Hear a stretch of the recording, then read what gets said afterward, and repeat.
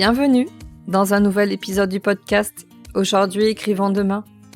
Le podcast qui met en lumière les acteurs du nouveau monde et favorise l'éveil des consciences. Je m'appelle Katia, je suis l'hôte de ce podcast. Et je suis la fondatrice de Redaxilv, une entreprise de rédaction pour les professionnels et les particuliers. D'un côté, j'aide les acteurs du nouveau monde à se raconter et à se rendre visibles en rédigeant leur contenu sur le web et les réseaux et en leur donnant la parole à travers ce podcast. Et en leur donnant la parole sur ce podcast. Et de l'autre, j'aide les particuliers à écrire leur biographie, les témoignages, c'est mon dada.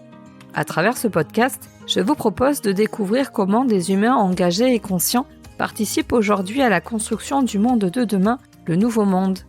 Ils aspirent à un monde plus juste et plus respectueux du vivant. Ils se préoccupent des humains, des animaux et de l'environnement dans lequel ils évoluent et favorisent leur mieux-être. Tels des colibris, ils apportent leur pierre à l'édifice. Ils sont le changement que l'on veut voir dans le monde. Tous les lundis, je mets en ligne une nouvelle interview d'un acteur du nouveau monde pour que vous puissiez connaître son histoire et son talent, comprendre qui il est, ce qu'il fait, comment il est arrivé à faire ce qu'il fait, savoir ce qu'il apporte à ce nouveau monde. Je vous embarque avec moi le temps de cette rencontre en toute authenticité et humilité.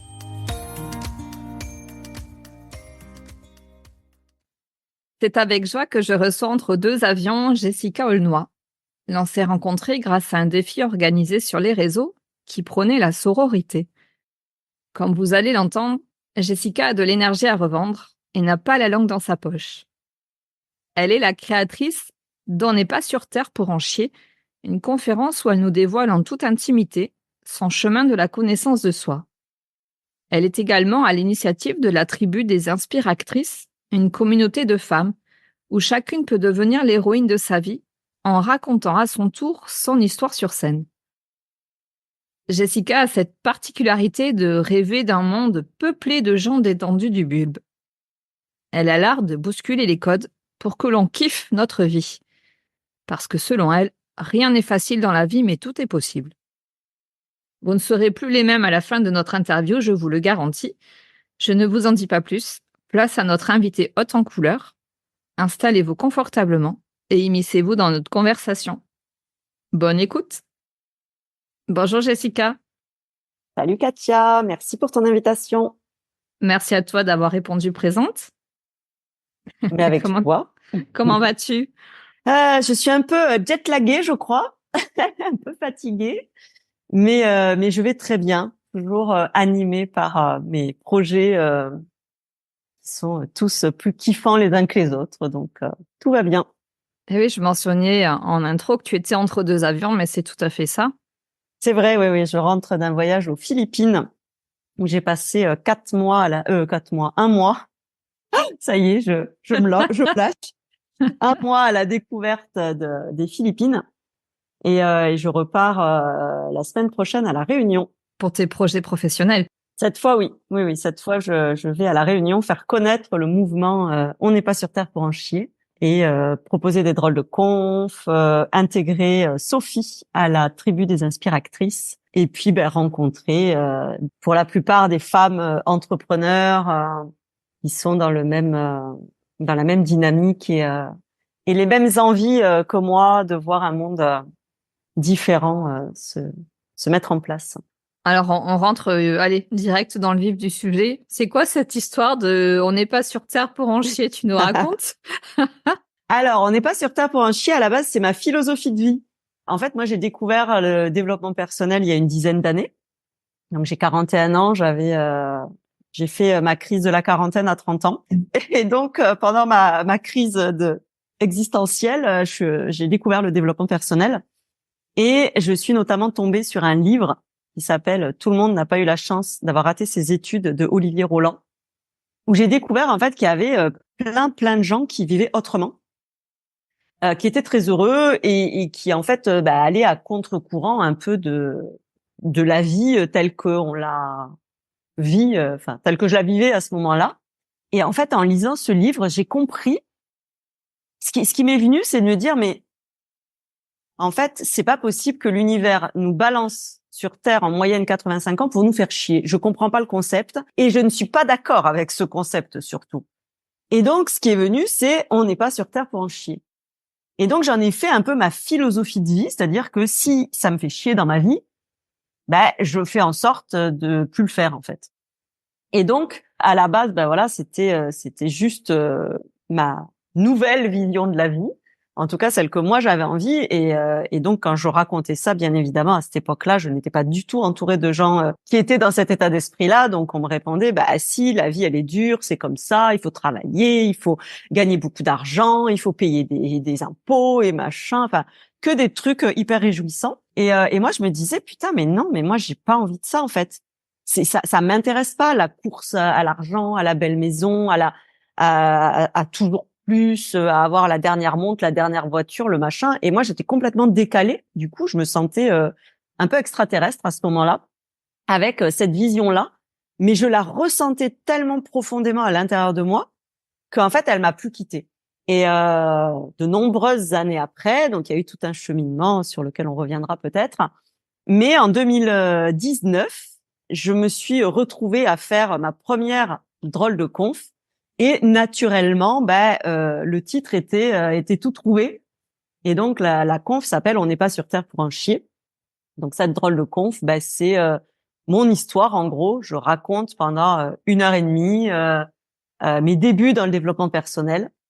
Je raconte mon histoire, les trains que j'ai pris dans la tronche et surtout les clés que j'en ai retirées qui font que aujourd'hui, je crée chaque jour un peu plus ma vie idéale et je m'éclate et du coup voilà, ça c'est en train de devenir un mouvement parce que tu l'as dit en intro, mais mon rêve à moi, c'est de vivre dans un monde peuplé de gens détendus du bulbe avec qui on se marre, avec qui en fait on passe des joyeux moments, avec qui c'est cool quand on se rencontre. Et c'est pas ressasser toujours les trucs qui vont pas, les problèmes, ce qui se passe dans le monde de catastrophique. Ok, faut pas l'ignorer. Faut aussi pouvoir parler quand ça va pas, etc. Je suis complètement d'accord. Mais par contre, moi, ce que j'ai expérimenté, c'est de vivre une vie beaucoup plus positive, beaucoup plus joyeuse. Et ça marche quand même vachement mieux. C'est vachement plus agréable. Donc du coup, mon objectif c'est de montrer qu'en fait tout est possible, que on peut, si notre vie nous convient pas, en changer. Et donc en fait, on est plein à avoir ce déclic à un moment donné, accepter de tout bazarder dans nos vies pour repartir sur des nouvelles bases qui nous correspondent en fait. Et c'est ce qui va faire qu'on sera détendu du bulbe dans notre vie et donc beaucoup plus joyeux et vivre des vies beaucoup plus kiffantes. Et ça, plus on va être nombreux à vivre comme ça et plus on va embarquer le monde avec nous. Et mon objectif, c'est quand même de créer la plus grande communauté de gens détendus du bulbe au monde. Donc j'ai un petit peu de boulot là. Mais c'est un joyeux boulot, donc c'est cool. On pourrait te dire que c'est utopiste. Complètement.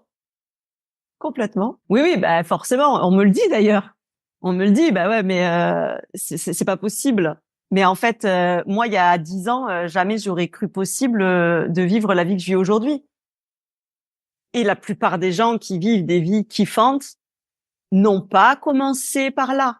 Ils n'ont pas toujours vécu des vies kiffantes. Moi, je dis des fois un petit peu grossièrement, je ne suis pas sortie de la chatte de ma mère sur un arc-en-ciel machin et on m'a pas jeté des paillettes à la gueule, loin de là.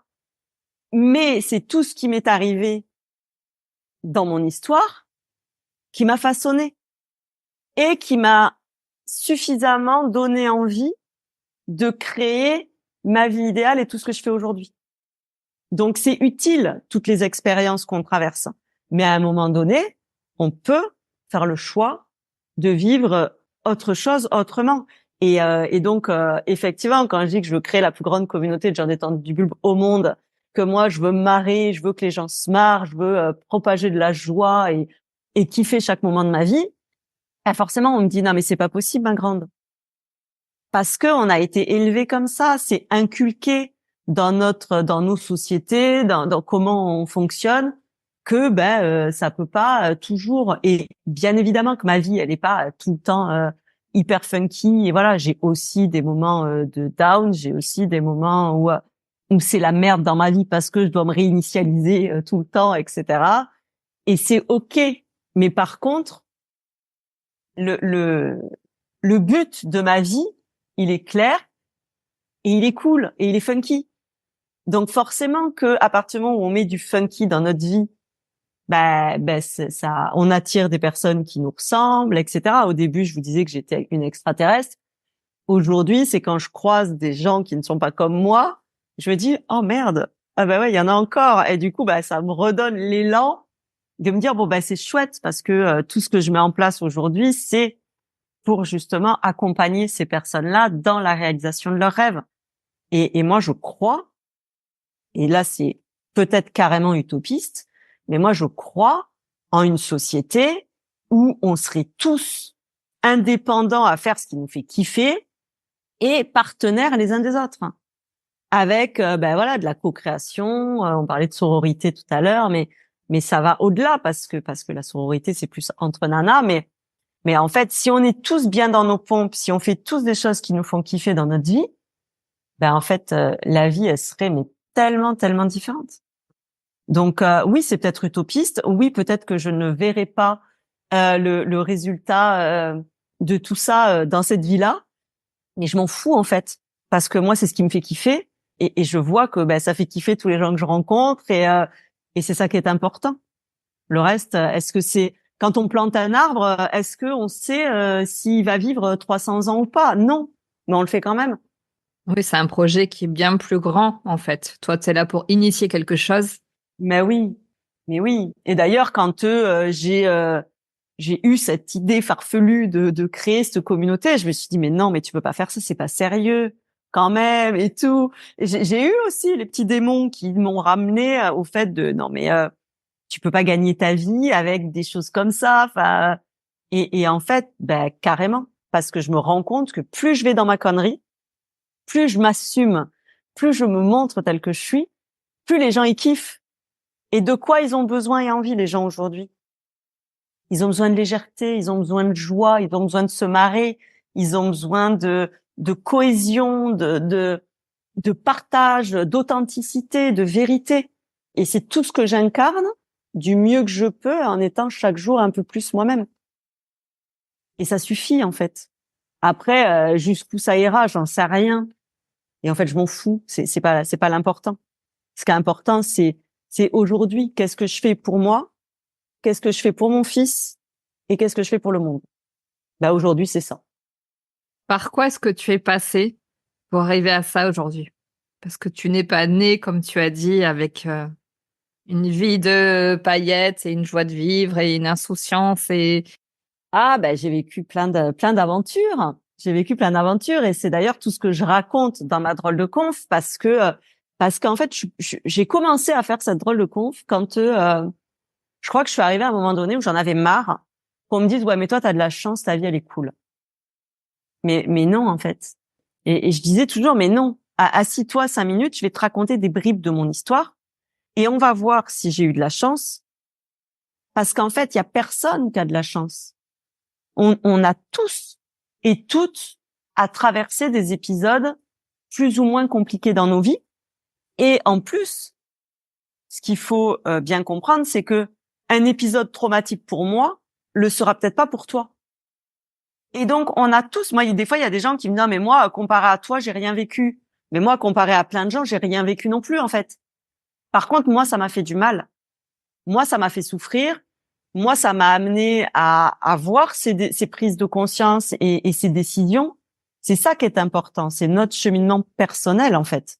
Et donc, qu'est-ce que j'ai vécu? J'ai vécu des dégringolades professionnelles de mes parents avec des huissiers qui nous chassent de notre maison. J'ai vécu du viol conjugal, de l'enfermement psychologique. J'ai vécu avec un ex-toxico qui sortait de prison. Enfin, j'ai vécu plein de trucs merdiques en fait. Et donc là, les gens souvent me regardent et me disent ah ouais, mais t'as toujours le sourire, t'es toujours machin. Parce qu'en fait, ça n'empêche pas. C'est-à-dire qu'à un moment donné, effectivement, ça demande un travail sur soi, de libération, d'acceptation, de pardon, etc. Mais tout ça, je l'ai fait accompagner de thérapeutes pendant un certain nombre d'années. J'ai essayé plein de techniques pour aller mieux en fait et aller à la découverte de qui je suis profondément. C'est-à-dire que moi, j'ai l'impression de m'être découverte il y a quelques années. Et encore, je pense que je me connais à l'instant T, mais je ne suis pas au bout de mes surprises de tout ce que je pourrais encore découvrir.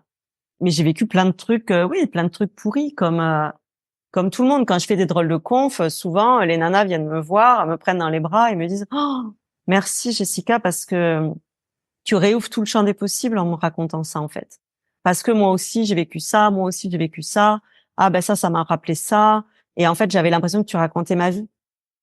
Mais parce qu'en fait tout ce que moi j'ai vécu, il y a plein d'autres personnes qui l'ont vécu. Alors effectivement ça résonne beaucoup plus avec les femmes. Je raconte aussi mon parcours de chef d'entreprise puisque je suis à mon compte depuis quasiment toujours, depuis une quinzaine d'années. Et en fait j'ai toujours plus ou moins travaillé pour moi. Mais au début, j'ai travaillé pour moi, mais avec les codes de la société. Avec, il faut travailler du lundi au vendredi de 8h à 18h, tandis que j'étais ma propre patronne.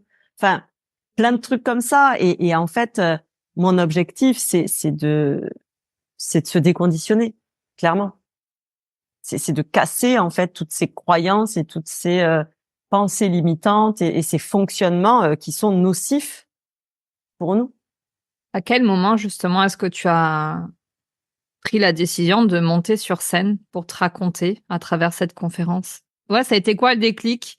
Je l'ai pas vraiment décidé. En fait, j'ai à un moment donné, j'ai eu une première société que j'ai rachetée, qui était une société de bijoux fantasy qui me plaisait pas du tout, et donc j'ai arrêté assez vite. J'ai enchaîné avec un concept que j'ai créé de A à Z, de chéquier de réduction pour découvrir des restos et des loisirs à moitié prix sur le Narbonnais, puisque moi je suis j'habite dans la région narbonnaise.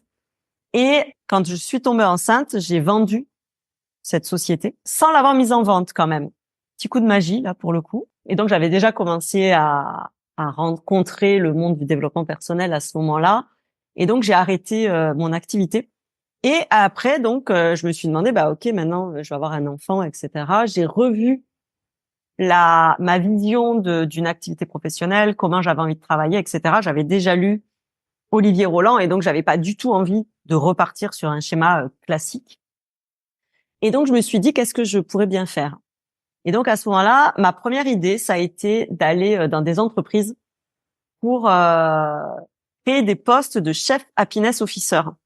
En fait, j'avais découvert que dans les pays anglo-saxons, notamment, ils avaient créé des postes de chef happiness officer pour apporter de la joie dans les entreprises. Parce que c'est quelque chose qui est hyper important pour moi, c'est que moi j'ai besoin de me marrer, j'ai besoin que les gens se marrent, j'ai besoin d'être entouré de gens avec qui on fait des conneries et on rigole plutôt que des gens qui font la gueule et voilà.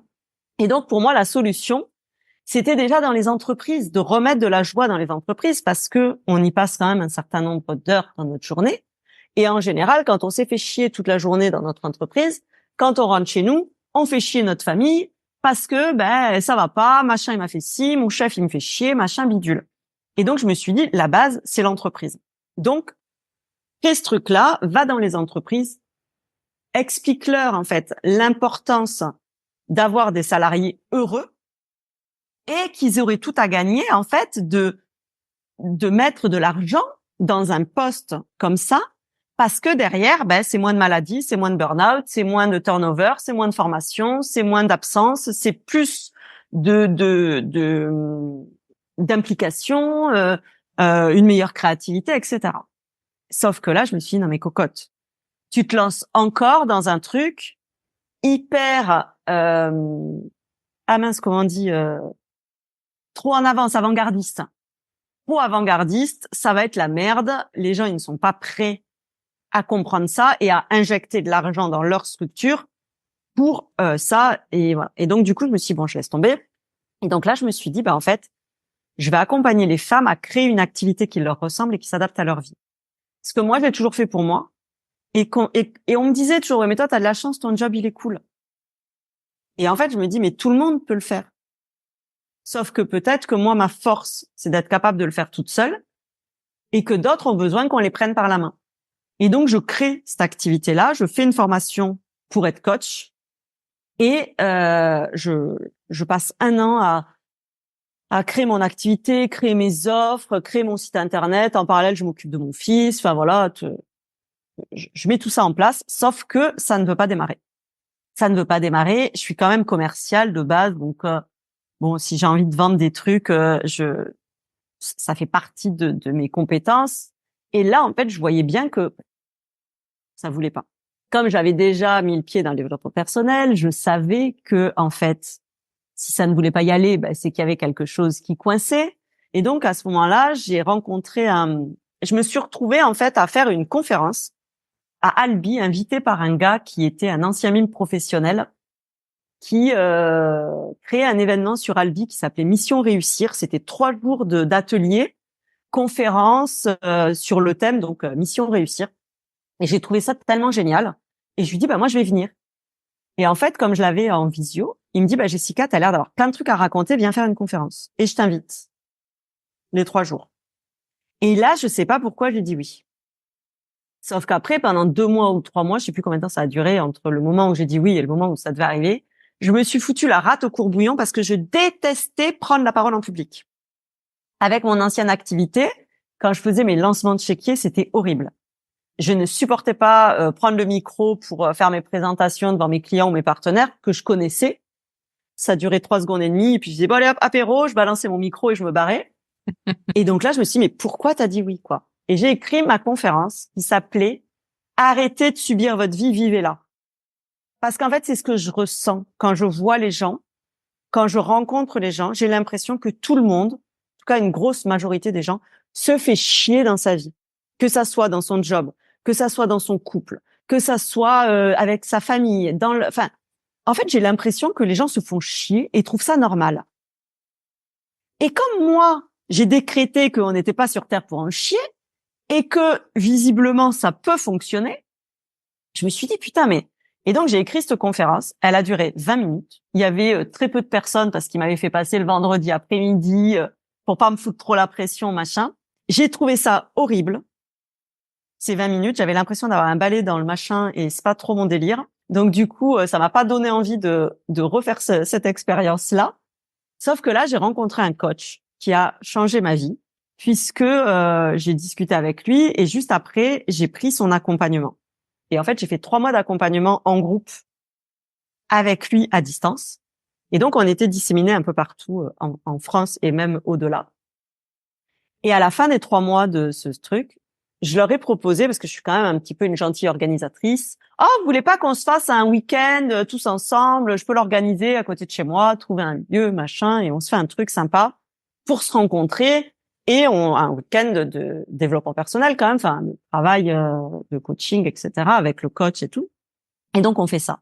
Et en fait, pendant ce coaching, enfin, pendant ce week-end, le premier exercice, c'était... prenez une feuille et répondez à 12 questions de coaching avec pourquoi ce projet, c'est quoi, pour qui, comment, enfin bon, truc classique. Et moi, je suis une très mauvaise élève. Donc, bien évidemment, j'ai répondu en 3 secondes un peu à l'arrache. Et là, mon coach m'a regardé, il m'a dit, il m'a regardé et j'ai senti là, Jess, il va falloir y aller, quoi. Mais moi, je suis un chat, donc je retombe toujours sur mes pattes. Donc, du coup, je le regarde et je lui dis oui, oui, bon. Et juste avant, il m'avait dit, j'aimerais que tu te connectes pendant ce week-end à ton cœur et à tes émotions. Et là, je lui avais répondu, c'est qui ceux-là? Et comment on Je ne fait? les connais pas. Je n'ai jamais été en connexion ni avec mon cœur, ni avec mon corps, ni avec mes émotions. J'étais complètement coupée de tout ça, quoi. Et donc, il me dit ça. Et donc, le prochain exercice, c'était, maintenant que vous avez toutes bien répondu à vos questions, vous allez vous allez raconter ça à vos camarades. N'est-ce pas, Jessica? Bah oui, bien évidemment. Et donc, du coup, je commence. Enfin, c'est pas moi qui commence, mais quand c'est mon tour, je dis, mon projet, c'est d'accompagner les femmes à créer une activité qui leur ressemble et qui s'adapte à leur vie. Et là, je sens à l'intérieur de moi que je m'auto-fais chier toute seule. Et là, je me dis, ah, c'est pas bon signe. Et la deuxième question, c'était pourquoi? Et le pourquoi, c'est parce que j'ai l'impression, avec mon regard d'enfant et d'ado, d'avoir toujours vu mes parents se faire chier dans leur vie. Mes parents, ils ont galéré. Il y a, enfin voilà, il y avait de l'alcoolisme, il y avait pas du tout de communication. Enfin, c'était très compliqué. Et d'un autre côté, ça pouvait être aussi très sympa et très joyeux. Mais il y a eu effectivement une passe qui a été très très compliquée. Et en tout cas, qui était très compliquée pour moi. Mais je me doute aussi pour eux. Et en fait, moi, je pense que je me suis juré à ce moment-là que plus jamais j'avais envie, moi, de vivre ça. Et en fait, je pense que c'est de là que vient ma colère et ma tristesse. Je pense que les deux se mêlent très souvent dans ce cas-là, de voir que les gens subissent leur vie, en fait. D'un côté, ça me met en colère parce que j'ai envie de les secouer et de leur dire, putain, mais stop, en fait. Il y a d'autres options, il y a d'autres possibilités. Et de l'autre côté, ça me rend triste parce que je me dis, putain, mais la vie, c'est pas ça. On n'est pas là pour se faire chier toute notre vie. C'est horrible, en fait. Et surtout que j'avais lu qu'il y avait une infirmière australienne qui avait fait un livre sur les regrets des personnes mourantes. Et le regret number one, c'est si j'avais su, j'aurais vécu ma vie. Oui, d'avoir raté sa vie. D'être passé à côté de sa vie, de s'être sacrifié pour ses enfants, pour sa femme ou son mari, pour un job, en fait, cette notion de s'être sacrifié toute sa vie pour au final pas grand-chose. Et ça, moi, quand j'ai lu ça, et donc là, c'est vraiment ça qui m'anime en fait encore aujourd'hui. Tout ce que je fais aujourd'hui, c'est pour éviter ça, pour que les gens. Ben, c'est la raison d'être de ton projet. Oui, Vraiment, c'est ce dans quoi ça s'enracine et ça prend complètement, sens. Ouais. complètement. Et donc là, en fait, je continue à dérouler toutes les questions, mais en mode total impro puisque je n'avais absolument rien préparé. Et donc, je suis, mais comme je suis là, c'est-à-dire que je raconte mon truc, je rebondis sur les trucs, et à la fin, en fait, moi, je suis hyper naïve, je regarde mes camarades et je leur dis, ah putain, mais il manque un truc. Et là, ils se regardent tous, ils me regardent, ils disent, il te manque rien, c'est ça que tu dois faire. Et là, je vois les lettres de l'Olympia s'afficher. Je revois la séance, la conférence que j'avais fait avec le balai dans le cul là, à Albi. Et là, je leur dis, jamais de la vie. 4 mois après, j'étais sur scène avec cette drôle de conf, on n'est pas sur Terre pour en chier, que j'ai écrite en 2 fois 2 heures, complètement canalisée, ça s'est fait tout seul. Et donc, j'ai fait cette conférence devant une 50aine de personnes en comité off. Enfin, personne n'était au courant, c'était juste les personnes que j'avais invitées à venir participer à cette soirée qui était là. Et donc, on fait cet événement. Et là, pour la première fois de ma vie, je me sens à ma place. Je sens, c'est là, c'est ça que je dois faire. Et donc là, on est fin 2019. Et comment tu arrives à monter sur scène alors que 4 mois avant, c'est non? Enfin, qu'est-ce qui se passe? Je sais pas. Je crois que c'était devenu une évidence, en fait. Enfin, tout s'est mis en place pour que ça se fasse. Il y a des moments où je crois que, enfin, moi, ça m'arrive beaucoup maintenant, depuis cet épisode-là, où en fait, tout se fait tout seul. Les bonnes rencontres, les bons moments, les trucs. Enfin, j'en sais rien. On en a reparlé avec mon coach enfin voilà, on s'est dit non, mais il faut le faire en fait. Il faut le faire. Et donc j'ai contacté le lieu où je faisais mes soirées de lancement à l'époque de Sortez Plus, de mon chéquier. J'appelle le gars, je lui dis écoute Alexandre, j'ai un projet complètement ouf. Je sais qu'il y a une salle de projection dans le domaine, voilà. Est-ce que c'est possible de faire une conf, un spectacle là-dedans? Comment on peut s'organiser? Et en fait, bien évidemment, il m'a dit mais j'adore et tout. Allez, vas-y, viens, on s'organise, on se débrouille, machin. Et donc en fait, tout s'est fait tout seul. Parce que c'est ça la magie de la vie. Quand on prend une décision, quand on acte quelque chose, quand on valide un truc de façon interne, selon moi, la vie après met tout en place pour que ça arrive. Et ça se fait naturellement et dans une fluidité absolue. C'est d'ailleurs pour ça que moi je dis on n'est pas sur Terre pour en chier, parce que ça veut dire que si on en chie, c'est qu'on n'est pas à notre place. Quand on est à notre place, je prends souvent l'exemple des rails, quand on est sur nos rails, tout va bien. Tout se fait de façon fluide et naturelle. Par contre, comme on a toujours décidé d'être souvent un peu têtu et borné sur des choses, En fait, on va avoir tendance à sortir des rails régulièrement. Sauf que là, on a en général la vie qui nous envoie des signes et qui nous dit non, non, remets-toi dans ton rail. Sauf qu'on ne les écoute pas. Et donc, petit signe, petit signe, petit signe, au bout d'un moment, fin dans la gueule. Mais c'est toujours pour nous ramener sur notre chemin, en fait. Et donc, quand on a compris ça, on sait que quand il y a quelque chose qui n'est pas fluide, que ça coince, que machin, peut-être que des fois, c'est juste une question de timing. Peut-être que des fois, c'est juste l'endroit dans lequel on est. Peut-être que des fois, c'est juste la personne avec qui on est. Il n'y a pas forcément besoin de tout révolutionner dans sa vie à chaque fois qu'il y a un petit couac. Mais ce sont des signes, des messages à observer. Notre corps nous parle. Aujourd'hui, je suis beaucoup plus connectée à mon corps. Quand il y a quelque chose physiquement qui est récurrent, il faut chercher la cause. Il faut pas prendre des médicaments. Parce que prendre des médicaments, ça équivaut à mettre un pansement sur la plaie. Et puis, voilà. Sauf qu'on sait très bien que si on n'enlève pas à un moment donné le pansement, ça sèche pas. C'est pareil. Et donc, tout ça, voilà, moi, j'ai appris tout ça sur mon chemin. J'ai découvert énormément de choses. Je suis partie à la découverte de qui je suis réellement. Et tout ça m'a amené, en fait, petit à petit. Il n'y a pas de recette miracle. Il n'y a pas un moment précis. C'est toutes les petites expériences de la vie, en fait. Et donc, je me retrouve à faire ce truc, ce drôle de conf. Je m'éclate, je kiffe et je me dis, c'est ça que je veux faire. Et toujours accompagner les femmes. Mais l'idée, c'était, je vais faire ça et après, c'est un peu ce qui va me faire connaître. Et derrière, je pourrais accompagner des femmes qui ont peut-être envie de... En fait, la drôle de conf, c'est un déclencheur. Ça ouvre des portes, ça apporte une nouvelle vision de la vie, ça inspire, ça motive. Mais après, effectivement, comment on fait? Et donc, l'idée, c'était de pouvoir accompagner derrière. Sauf que ça s'est pas du tout passé comme prévu. Puisque 1 mois après cette conférence, j'ai quitté le père de mon fils, qui avait 3 ans à ce moment-là, parce que je me suis rendu compte qu'en fait, j'étais pas dans ma vie. Et je venais de dire aux gens, on n'est pas sur Terre pour en chier. Et donc, en fait, ça m'a fait un espèce d'électrochoc. Et là, je me suis dit, mais en fait, toi non plus, t'es pas dans ta vie, là. Réellement. Pourtant, j'avais tout sur le papier. Ma vie, elle était cool. J'avais un mari, franchement, chouette, avec qui on avait une vie qui était plutôt sympa. On avait une belle maison, une belle piscine, un jacuzzi, des belles voitures, des beaux voyages. Enfin, tout était coché sur la liste de la vie parfaite. Sauf qu'en fait, à ce moment-là, je ne me connaissais pas. Donc, je vivais la vie que la société voulait que je vive. Mais je ne vivais pas ma vie à moi. Et petit à petit, je m'éteignais.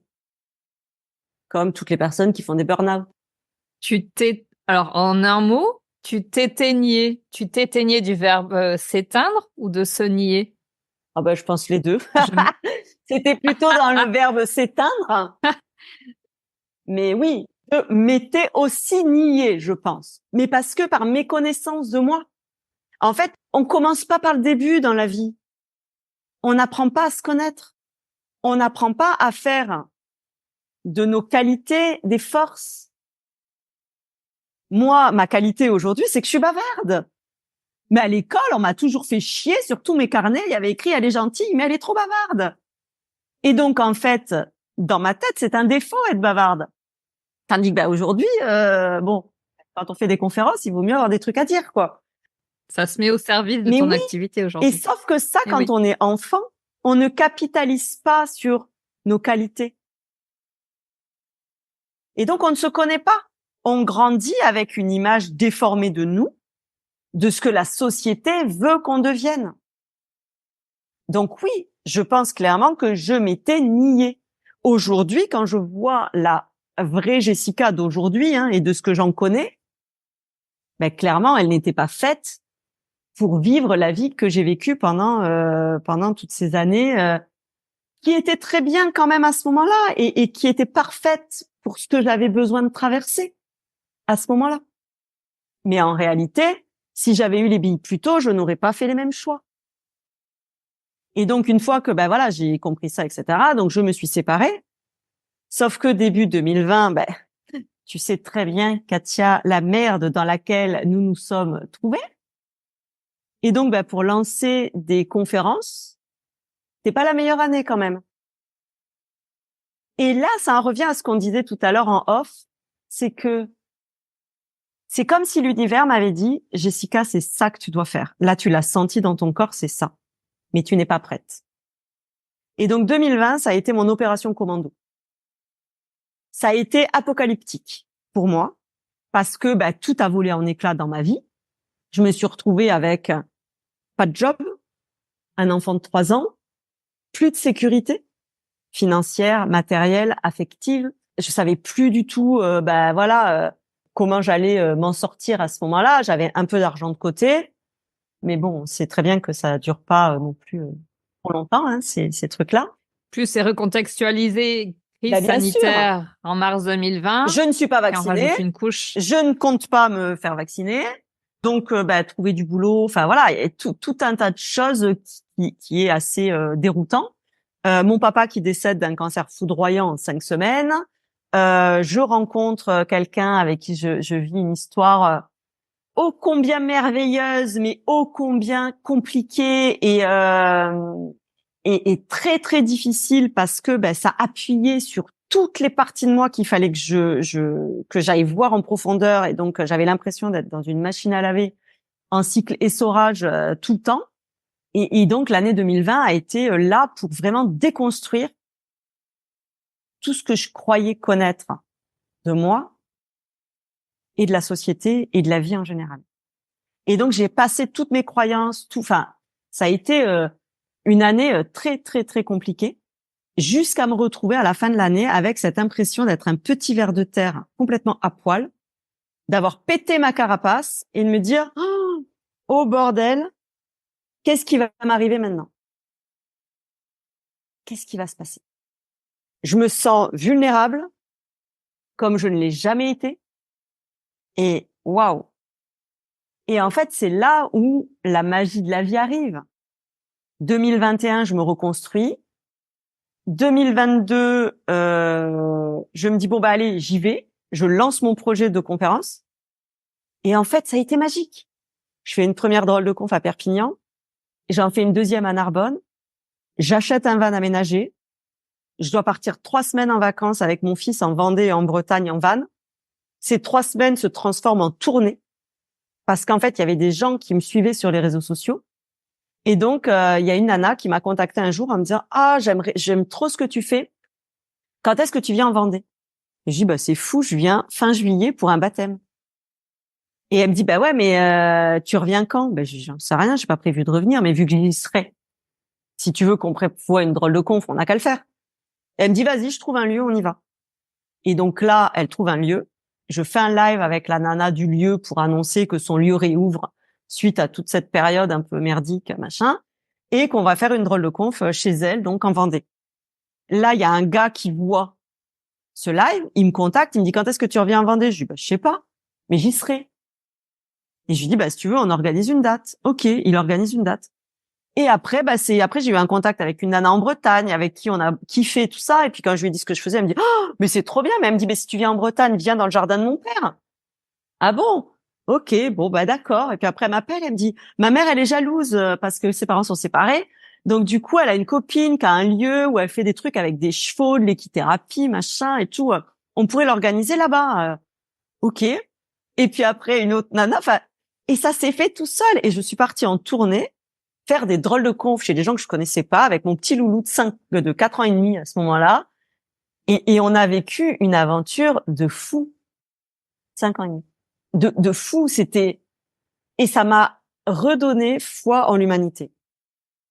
De me dire, en fait, il y a plein de gens beaux, le cœur ouvert, qui ont envie aussi de changer le monde, qui ont envie de, et qui kiffent mon projet parce que ça réunit leurs valeurs et ça rejoint ce qu'ils veulent pour le monde en fait. Et donc je me suis retrouvée à faire cette tournée et puis après je suis rentrée chez moi et là je suis partie en vacances pour la première fois avec mon chéri faire le tour du lac Léman à vélo, tandis que je n'avais jamais fait de vélo de ma vie. Je suis partie pour faire 10 jours de vélo et pendant ce truc-là, il y a pour tester les liens du couple. Ouais, c'est ça. Et en fait, pendant ce truc à vélo, il y a une nana j'ai rencontrée pendant la tournée qui m'avait organisé ma dernière date en Bretagne chez une autre nana, qui m'appelle et qui me dit franchement, j'ai trop adoré ce que tu fais. J'aimerais trop faire la même chose. Est-ce que tu peux m'aider? Et là, en fait, je lui dis oula, attends, on m'a enlevé les petits trous là. Je tiens mon guidon, je peux pas tout faire. Je te rappelle. Et en fait, ça s'est matérialisé, je pense. Enfin, elle a planté une graine dans ma tête. Et quand je suis rentrée de ce périple à vélo, je l'ai recontactée et on a fait un Zoom. Et en fait, pendant le Zoom, je lui dis bon, ok, t'as besoin de quoi et tout. Et en fait, je lui dis non mais je vais t'accompagner. Puis en fait, je vais accompagner d'autres nanas. Et l'année prochaine, au lieu de partir toute seule en tournée avec mon van, on va partir avec un bus floqué. On n'est pas sur Terre pour en chier. Et en fait, de là est née la tribu des inspiractrices. Parce que en fait, il y a plein de nanas qui peuvent aussi raconter leur histoire, comme moi je l'ai fait. Et en fait, ce qui est magique quand on fait ça, c'est de remettre des étoiles dans les yeux des gens. Quand les gens repartent de nos drôles de conf, déjà ils ont passé un bon moment parce que c'est des conférences en impro où on se marre, où on raconte notre histoire, mais de façon légère et joyeuse. On livre surtout les clés qui nous permettent de vivre une vie beaucoup plus pétillante et joyeuse aujourd'hui. Et donc là, je me suis dit, mais en fait, c'est ça qu'il faut faire, c'est créer une tribu de nanas qui va raconter tout ça dans le but de créer cette punaise de grande communauté de gens détendus du bulbe au monde. J'ai besoin, en fait, de nanas, d'ambassadrices de ce message-là qui vont m'aider. Et donc là est née la tribu des inspiractrices. Donc j'ai commencé à former 5 premières nanas au mois de novembre. Donc là on est au mois de septembre. C'est pour ça que je dis quand tout est aligné. Ça va vite. Mais oui. Au mois de novembre, j'en ai formé 5, au mois de mars 5, au mois d'avril, enfin. Et donc on a créé cette tribu qui est un immense partage de sororité, d'espace de sororité, qui nous aide à grandir tout ensemble, et c'est merveilleux ce qu'on vit ensemble. Déjà, le week-end d'intégration, c'est fou, et puis après, voilà, tout ce qui se passe à côté. Et donc, l'été dernier, on est parti en tournée. À une dizaine, on a fait le tour de France en train, on l'a pas fait en bus.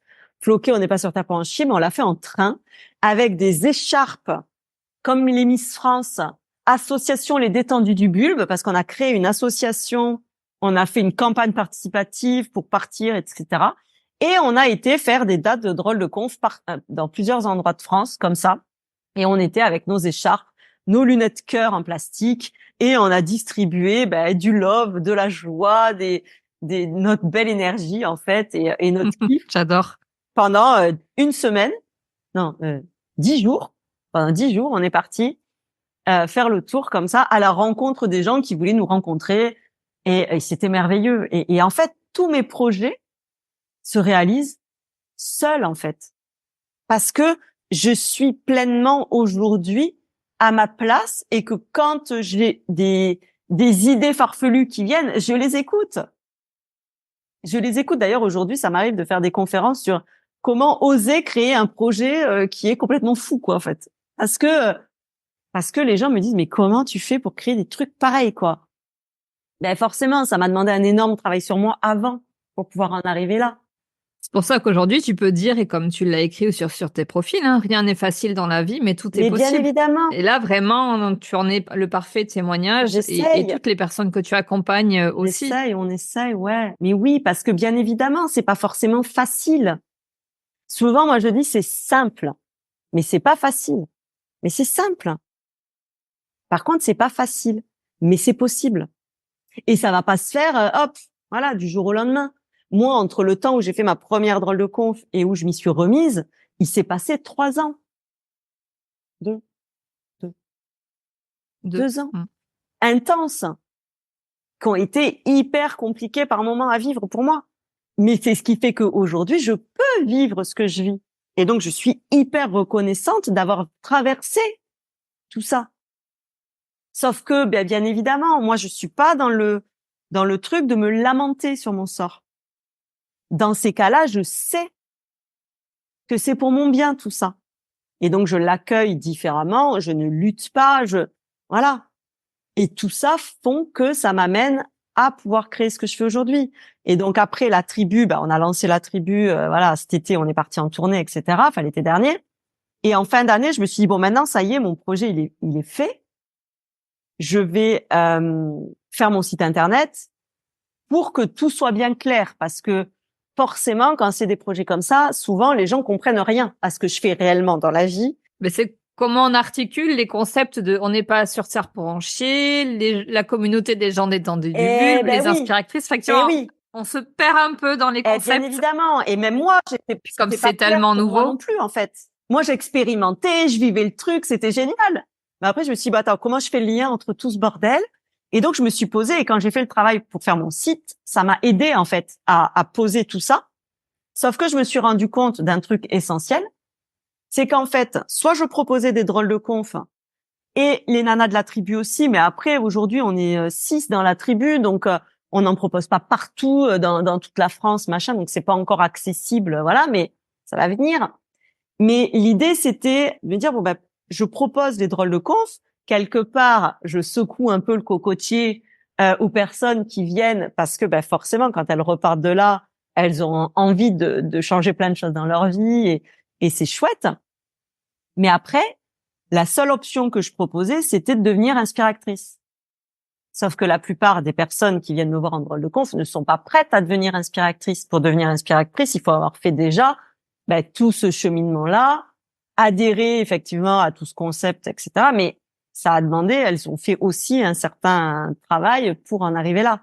Et là, je me suis dit, en fait, je ne propose rien aux gens qui me suivent sur les réseaux et qui ne sont pas dans des secteurs où il peut y avoir des drôles de conf ou qui ne veulent pas devenir inspiratrices. En fait, ils me suivent, voilà, c'est cool, ils voient mes photos de voyage, je raconte aussi, voilà, un peu ce que je traverse et tout ça, mais qu'est-ce que je peux leur proposer? Et de là est née Bande de DDB, donc DDB détendu du bulbe, qui va être donc la communauté que je lance pour accompagner les gens qui, comme moi, il y a 10 ans, découvrent que en fait, ils se font chier dans leur vie, ils ont pas envie de vivre ça, ils comprennent pas trop ce qui leur arrive, ils se sentent seuls, ils se sentent décalés des gens qui les entourent, qui eux n'ont peut-être pas eu les mêmes déclics, etc. Et en fait, l'objectif de Bande de DDB, donc c'est une communauté où on se retrouve entre gens comme nous, avec qui on avance ensemble. Donc en fait, il y a un abonnement mensuel.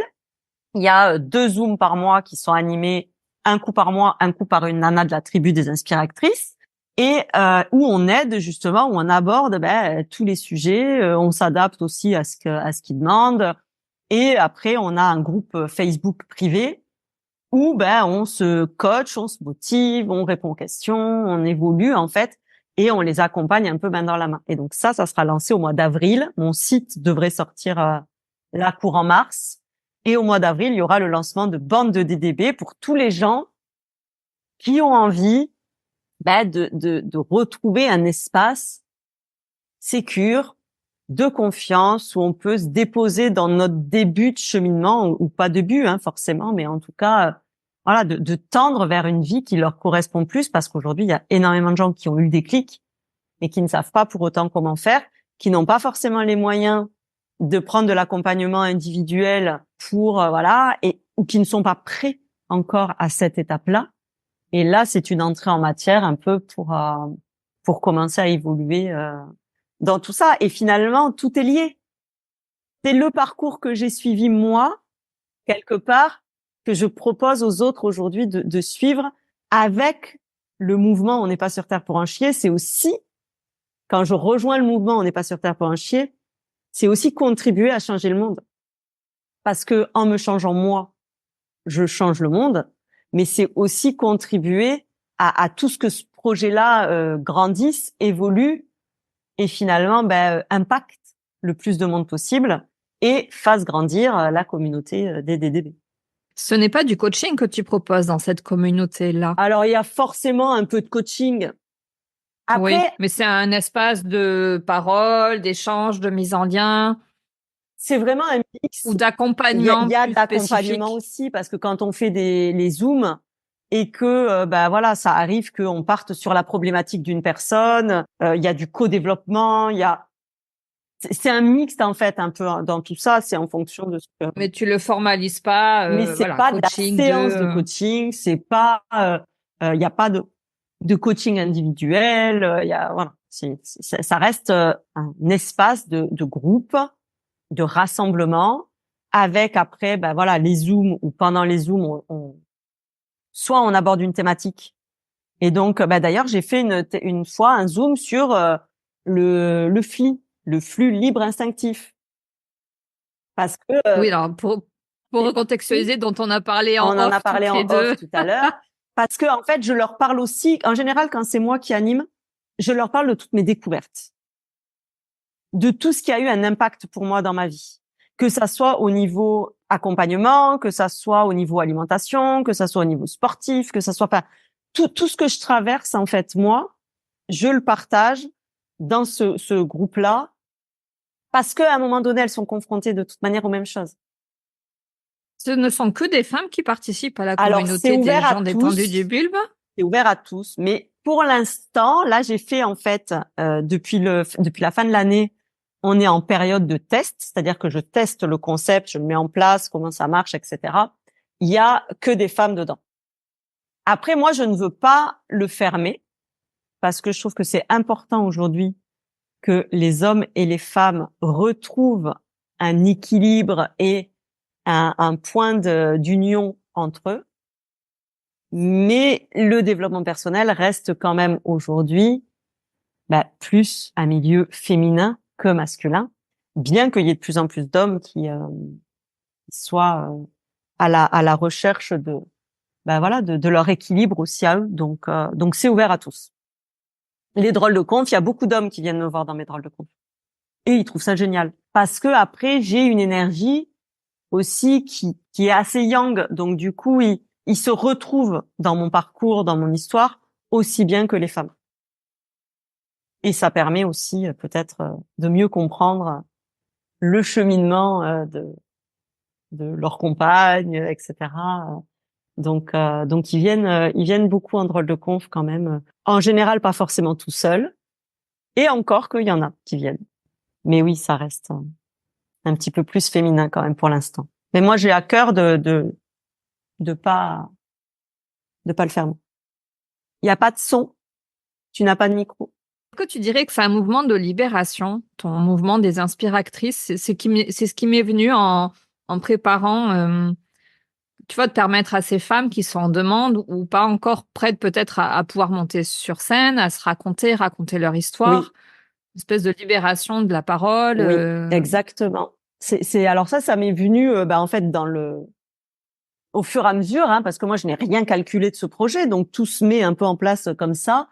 Et bien évidemment, moi je dis que en libérant ma voix, j'ouvre la voix VOIE comme VOIX des autres. Alors peut-être effectivement plus des femmes, mais aussi des hommes, parce qu'il se passe aussi des choses pour eux quand ils viennent voir la conf et tout ça. Mais oui, du coup ça a un côté oui, libération, bien sûr. Bien sûr, parce que moi je me suis libérée du conditionnement, de tout ce qu'on attendait de moi, etc. Et que je le raconte. Et le fait de le raconter en libérant ma voix, effectivement, le but c'est que il y ait d'autres femmes qui rentrent dans la tribu des inspiratrices pour à leur tour libérer leur voix et inspirer les autres à vivre leur vie idéale à elles. Hein. Après, sous le vie idéale, ça peut prendre plein de formes. Chacun doit justement apprendre à se connaître pour savoir quelle est sa propre vie idéale.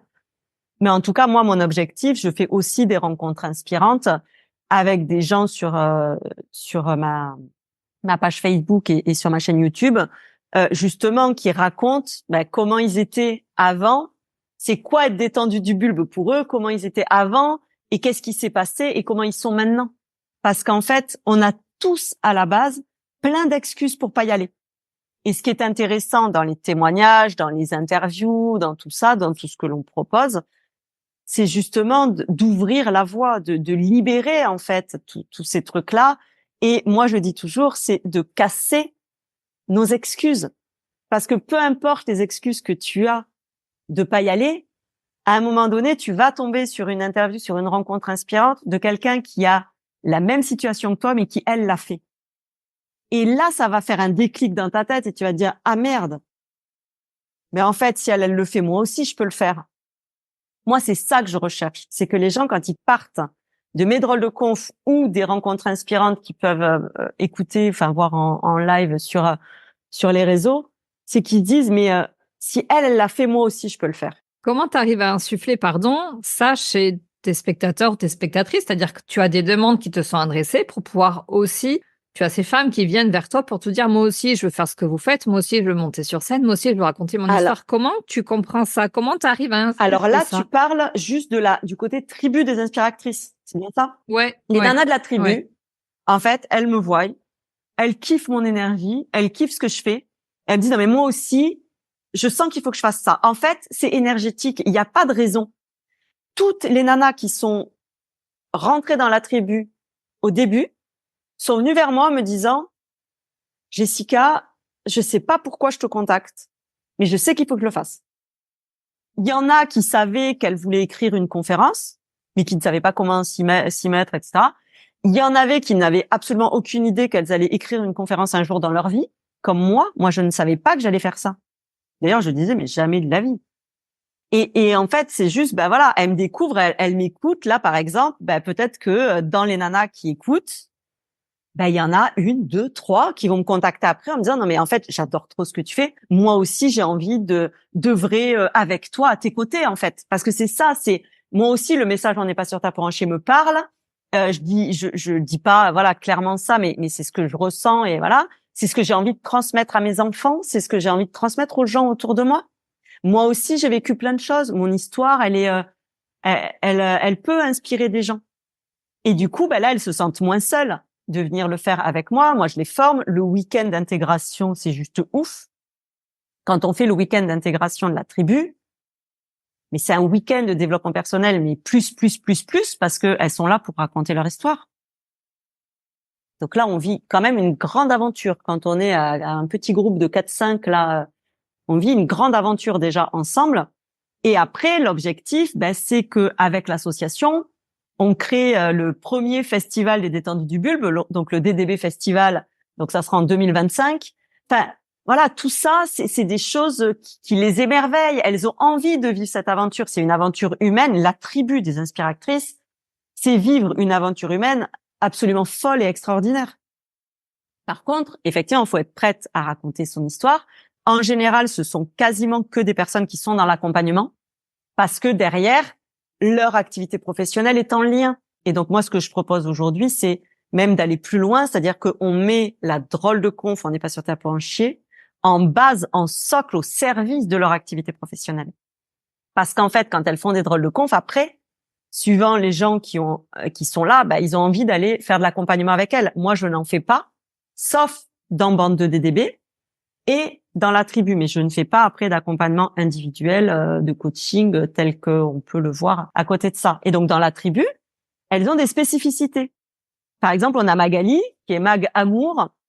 Elle est sur la thématique, on n'est pas sur terre pour en chier, dans sa relation à soi et à l'autre, donc dans son couple et dans sa relation à soi. Et donc, elle raconte tout son cheminement dans son propre parcours de relation à soi et de relation au couple. Et donc après, elle est spécialisée dans l'accompagnement dans la relation à soi.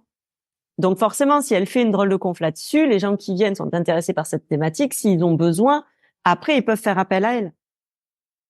Et donc là, on met notre drôle de conf au service de notre activité. Et donc, ça crée un écosystème, en fait, et elles grandissent énormément, aussi bien professionnellement que personnellement. Par contre, elle, c'est du coaching. Moi, je fais du coaching avec elle. On passe des paliers.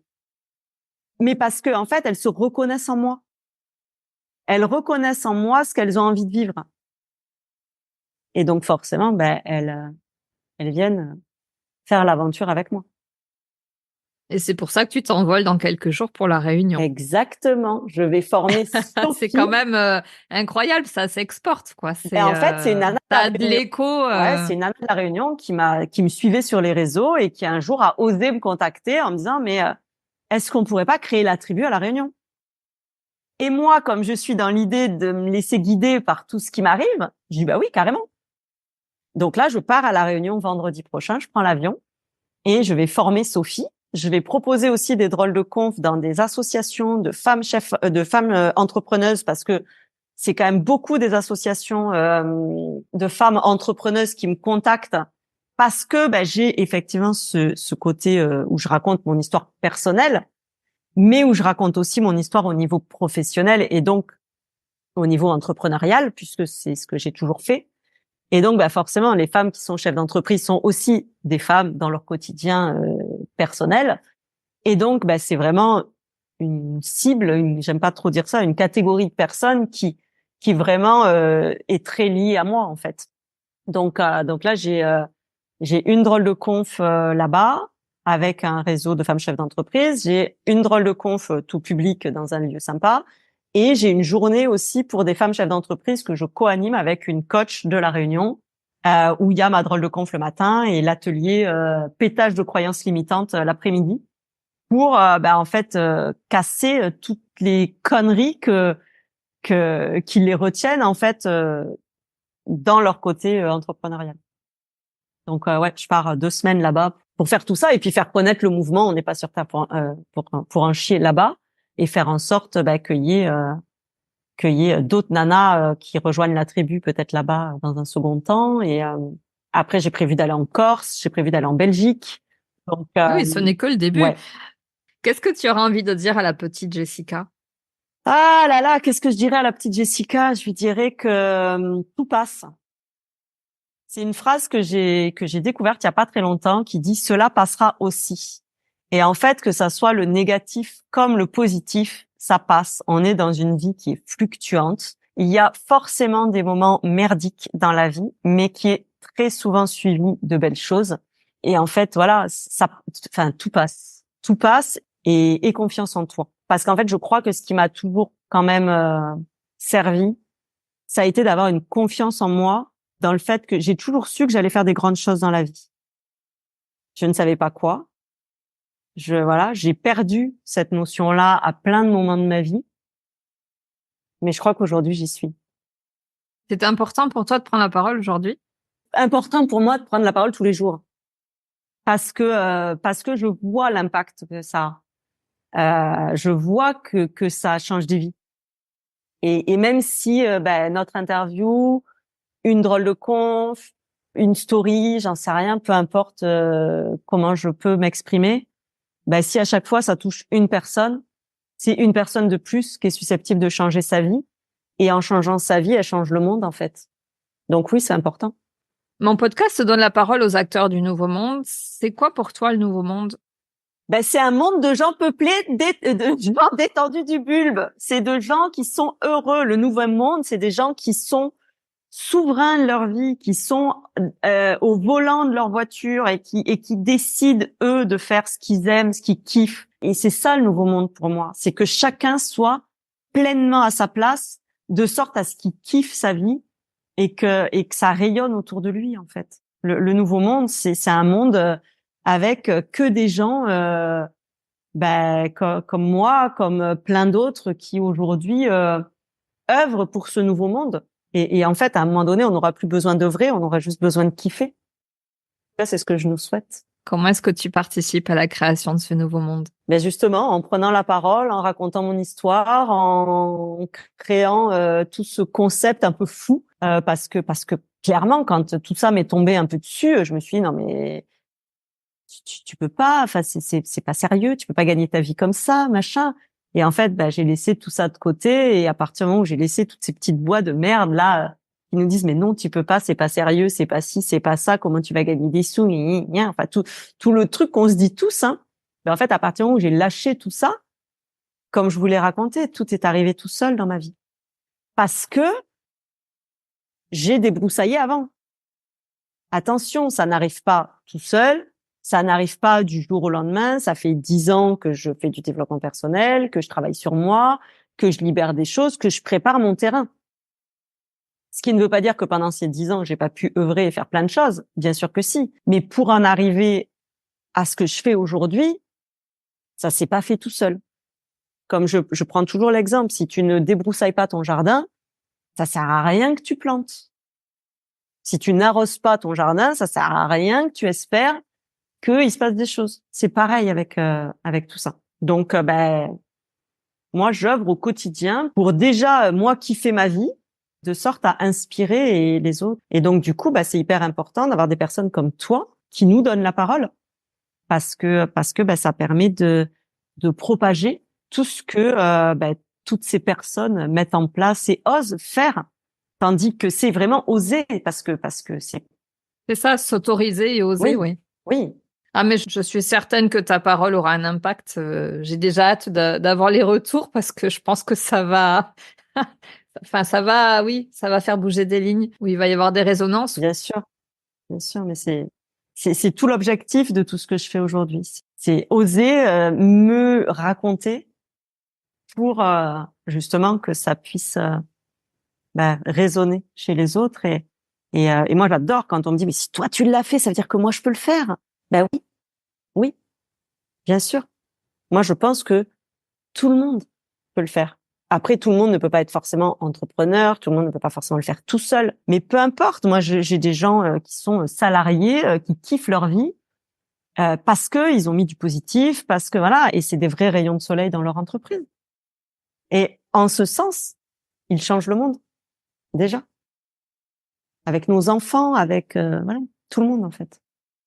Donc merci de donner la parole à toutes ces personnes qui Je crois que c'est un cercle vertueux. On se met en lumière les uns les autres. carrément. De temps en temps, je passe de l'autre côté du micro, donc voilà, c'est un doux retour des choses aussi. Petite question vite fait avant qu'on termine. Ton petit garçon, qu'est-ce qu'il dit à l'école de ce que maman elle fait? Il dit que maman elle fait des drôles de confs, on n'est pas sur terre pour en chier. Voilà. Il dit les choses parce que moi je suis pas moi je suis pour le fait qu'on dise la vérité. Donc il dit que maman elle fait des conférences et que maman elle part en voyage et voilà, que maman elle a créé la tribu des inspiratrices. Ouais, donc il a bien capté tout ce que tu Il a fais 7 et ans bien maintenant, intégré. donc il Ouais. baigne dedans depuis qu'il a 3 ans, 4 ans. Et ça a été très drôle. Une fois, je l'ai surpris. Il a eu un appareil photo à Noël, je sais pas, il y a peut-être 2 ans ou 3, je sais plus. Et en fait, il peut se filmer. Et donc, je l'ai surpris en train de faire des lives, pas tout seul, hein, parce que ça ne passe pas sur les réseaux. Non, Évidemment. génial. Mais en fait, il faisait des trucs comme ça où il prenait la parole et un jour, et donc je lui dis mais qu'est-ce que tu fais? Il me dit il y a pas que toi qui as des trucs à raconter. Et j'ai trouvé C'est ça trop super. mignon parce que voilà et parce que en fait les enfants ils sont ce qu'ils voient. Donc montrons-leur des choses joyeuses et positives. Et moi je trouve que c'est chouette de lui montrer que voilà, maman elle a tout plaqué pour vivre la vie de ses rêves, même si ouais, ça demande du courage, ça demande de lâcher beaucoup de choses. Souvent on me dit ouais mais toi c'est cool. Non, vous savez pas tout ce que j'ai dû lâcher en fait. Mais par contre pour rien au monde je regrette mon choix et je reviendrai en arrière. Et ça c'est aussi un élément hyper important de montrer ça à mon fils. Que dans la vie, faut faire ce qu'on aime. Et pour faire ce qu'on aime, faut apprendre à se connaître. Donc, tu parlais de cercle vertueux. Et au plus tôt, oui, puis au plus tôt il commencera et au plus tôt il pourra accéder à la vie qu'il a envie d'avoir. Mais carrément, carrément. Moi, j'essaye même, j'avais même offert un abonnement à l'école de mon fils chez Osmos Box, un site internet qui propose plein de ressources pour amener justement toutes les compétences psychosociales et les connaissances, enfin tout ce qui est connaissance de soi à l'école. Et malheureusement, visiblement, ils n'ont pas le temps d'en faire bon usage. Je trouve ça dommage parce que bien évidemment, ça, si tout ça se faisait déjà dès l'école, ça serait génial. Mais comme je ne suis pas du style à râler sur ce qui ne se fait pas, moi, si ça ne se fait pas, je fais moi. Et donc, j'apporte du mieux que je peux à mon fils. Et il y a rien de mieux que l'exemple. Si vous dites à votre enfant, fais ce qui te fait rêver dans la vie et que toi, il doit en chier toute ta vie, ben ça marche pas en fait. Parce que dans sa tête, il va entendre fais ce que tu veux, mais ce qu'il va intégrer, c'est la vie, c'est la merde. Donc c'est aussi comme ça qu'on œuvre pour un nouveau monde. C'est déjà avec nos enfants. Et ce que la société ne leur donne pas, ben c'est à nous de leur apporter. On arrive à la fin de l'interview. Est-ce qu'il y a une question que je ne t'ai pas posée que tu aurais aimé que je te pose? Ah, est-ce qu'il y a une question? Bah, je crois pas parce que moi, j'attends pas qu'on me pose des questions. Alors, est-ce qu'il y a quelque chose que tu veux nous dire de plus avant de terminer l'interview et que je te propose le portrait Mais chinois? non, moi, j'ai juste envie de dire, mais rejoignez au PTC. On n'est pas sur Terre pour en chier sur les réseaux. Partagez, faites découvrir ça autour de vous parce qu'il y a plein de gens qui peuvent se sentir concernés. Et je vous rappelle que mon rêve à moi, c'est de créer la plus grande communauté de gens détendus du bulbe au monde. Donc j'ai un petit peu de boulot quand même, et donc j'ai besoin d'aide. Rejoignez les rangs de la communauté des DDB parce qu'on en a besoin. Le monde en a besoin. Alors, on enregistre fin février. L'interview sera diffusée je suis perdue, au mois d'avril. Ouais.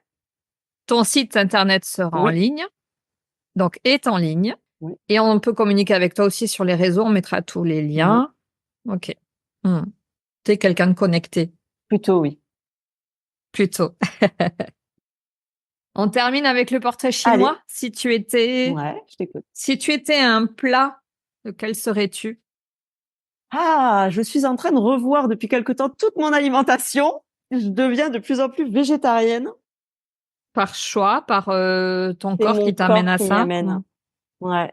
Je ressens plus du tout ce besoin de viande. Et puis, bah, je me renseigne aussi. Donc, j'ai vu des documentaires qui ont fini de me conforter dans mon idée que, bah, d'une, ça détruit la planète. La consommation de viande, c'est quand même le truc le pire au niveau planète. Donc, je deviens de plus en plus sensible aussi à tout ça. Donc, forcément, mes choix alimentaires changent. Et puis, j'ai plus envie de mettre n'importe quoi dans mon corps, en fait. Et comme ce qu'on nous propose dans les supermarchés, pour la plupart, c'est quand même beaucoup de choses pas très saines. J'ai fait le choix là de vraiment, quand je mange de la viande, c'est soit parce que je suis invitée, parce que voilà, on en a beaucoup mangé aux Philippines parce que c'était un peu voilà. Mais après, sinon, j'essaye d'aller plus voilà chez le producteur qui fait de la petite quantité, etc. C'est pas forcément plus cher, contrairement à ce qu'on pourrait penser. Et c'est quand même de meilleure qualité. Donc, si je devais choisir un plat, je sais pas, là, j'ai fait un dalle aux lentilles corail dimanche soir. C'est fou. Et... Le dal, c'est un plat qui est revenu, je ne sais pas combien de fois dans les interviews que Parce j'ai qu'on est faites. tous végétariens Oui, et que c'est un plat tellement bon. non, mais il y a quelque chose aussi avec l'Asie, avec, Le côté spirituel. non, mais ça, c'est incroyable. Ben voilà, vive le Alors, dalle. on va voir si dans les réponses qui vont suivre, tu vas aussi. Si tu étais un livre, lequel serais-tu? Eh ben, il y a un livre qui a changé un peu ma vie là. Il y a eu un déclic. Il y a, en 2020, je crois que quand c'était ma grosse période de transition là. C'est Le travail d'une vie de Thierry Janssen. Bon, après, tout le monde n'a pas eu la chance d'avoir raté ses études d'Olivier Roland, mais je pense qu'il s'adresse pas forcément à tout le monde. Donc, C'est un livre dont tu fais souvent référence. Enfin, je t'ai entendu le dire souvent en interview. tout le monde n'a pas eu la chance d'avoir raté ses études. Oui, parce que pour moi, ça a été le déclencheur. Après, il y a le livre de mon chéri, forcément, qui s'appelle C'est quoi le bonheur pour vous en chemin vers soi, et une bible que toute personne qui commence un chemin vers soi devrait lire. Mais il y en a plein, il y en a plein. Prophétie des Andes, enfin, il y en a beaucoup, beaucoup. Si tu étais un dicton, Rien n'est facile dans la vie, mais tout est possible. il est de toi? Il est de Je quelqu'un? n'en sais absolument rien. Je ne sais pas. Il faudrait vérifier, mais j'ai pas D'accord. l'info. Si tu étais un film? Alors, je suis pas trop cinéphile, mais bon, le film qui m'avait vraiment marqué, c'était Mange Prix M. Je m'étais beaucoup reconnue dans la quête de Julia Roberts, qui part à l'aventure pour se retrouver. Et donc, j'ai adoré ce film. Après, j'ai beaucoup aimé aussi avec Cécile de France, où elle se retrouve chamane. Ah bah, oui, j'étais en train de penser à ça. Oui, je me rappelle plus le nom du film. C'était l'adaptation de l'histoire de Corinne. Oui, c'est Comment ça, elle s'appelle, de Bosson. Corinne. De Bosson. Ouais, j'ai Comme son ça. livre. Ouais. Mm. Qui est aussi qui m'a beaucoup. Après, la prophétie des Andes aussi, qui est en film. Enfin voilà, il y a plein de films aujourd'hui. Mais le premier, c'était Meurtrière. Et si tu étais un super-héros, une super-héroïne? Moi-même. Merci Jessica de ta participation. Un grand merci à toi, Katia, et puis à vous tous pour votre écoute et vos petits commentaires. N'hésitez pas, je réponds aussi toujours à tous les messages, les commentaires. Donc, c'est un grand plaisir pour moi d'être en contact et en lien. Et merci beaucoup pour votre écoute. J'espère que le parcours de Jessica Aulnois vous aura inspiré. Donc n'hésitez pas surtout à la contacter directement sur ses réseaux. Vous trouverez tous les liens dans la description de cet épisode. À bientôt! J'espère que vous aurez pris plaisir à nous écouter. Si vous avez aimé cet épisode et que vous souhaitez continuer à découvrir les histoires de ces acteurs du Nouveau Monde, abonnez-vous. Et si vous voulez être tenu informé de la sortie du prochain épisode, retrouvez-nous sur les réseaux. Tous les liens sont dans le descriptif. Merci d'avoir pris le temps de passer ce moment avec nous. Je vous dis à très vite pour un nouveau témoignage d'une belle âme.